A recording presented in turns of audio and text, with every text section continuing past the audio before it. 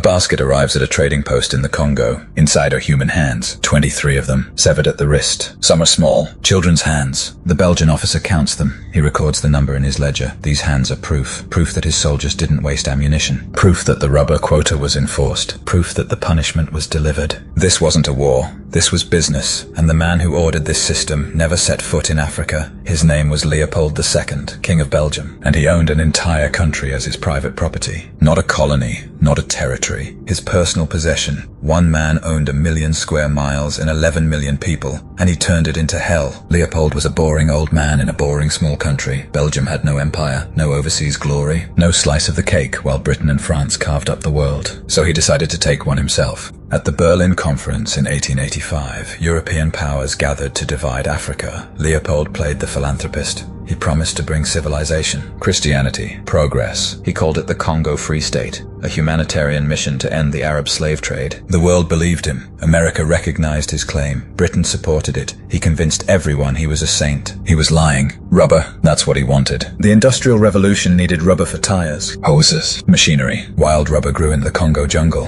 and Leopold owned every tree. He didn't pay workers. He enslaved them. Villages were given impossible quotas. Every family had to bring a certain amount of raw rubber every 2 weeks. If they didn't meet it, punishment was immediate. The chicotte, a whip made from hippopotamus hide, dried into a razor-sharp strip. 100 lashes was a standard punishment. Most people died before reaching 50. But that wasn't enough to enforce the system, so Leopold created the Force Publique, his private army. Local men were conscripted, armed, told to collect rubber by any means necessary, but bullets were expensive. Leopold didn't want his soldiers wasting ammunition on hunting, so they had to prove every bullet was used to enforce the quota. How did they prove it? By bringing back a severed right hand for every bullet fired. If a village didn't deliver enough rubber, soldiers would shoot the men, then cut off their hands, bring them back as proof. Sometimes they just cut off hands without shooting first. Easier that way. Children were taken hostage, kept in cages. Their parents would bring rubber to buy them back. If the quota wasn't met, the children starved. Entire villages were burned. Women were raped systematically. Men who resisted were hunted down. Their heads were mounted on stakes as warnings. They called it red rubber,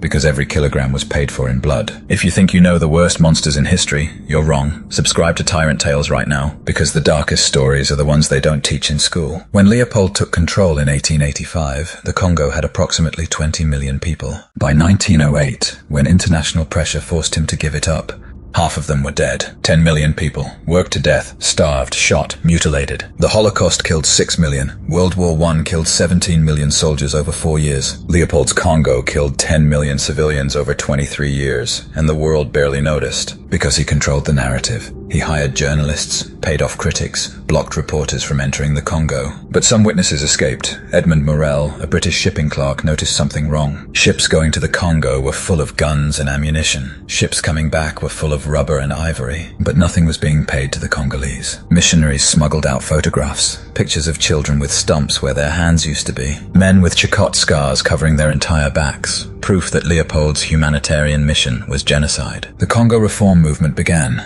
Mark Twain wrote satire about him. Arthur Conan Doyle published exposés. Joseph Conrad wrote Heart of Darkness, a novel about the moral collapse of Europeans in the Congo. Conrad had seen it himself. He sailed up the Congo River in 1890. He saw the chain gangs, the death camps, the casual brutality, and he wrote the line that defined it all. The horror. The horror. In 1908, international outrage forced Leopold to hand over the Congo to the Belgian government. He was paid for his trouble. He died a year later in his palace. Rich, comfortable, surrounded by mistresses and stolen wealth. Before he died, he ordered his private secretary to burn all the archives, every document, every order, every piece of evidence. He said, "I will give them my Congo, but they have no right to know what I did there." For over a century, statues of Leopold stood across Belgium. Schools taught that he was a builder, a visionary. Only in 2020, during global protests, were some of those statues finally torn down. 10 million people, their hands cut off to meet a quota, their children starved to enforce profit margins, their land turned into a private killing field, and somehow most people have never heard of King Leopold II. If this story made you angry, if it made you sick, if you want to understand why monsters like Leopold are forgotten, subscribe to Tyrant Tales.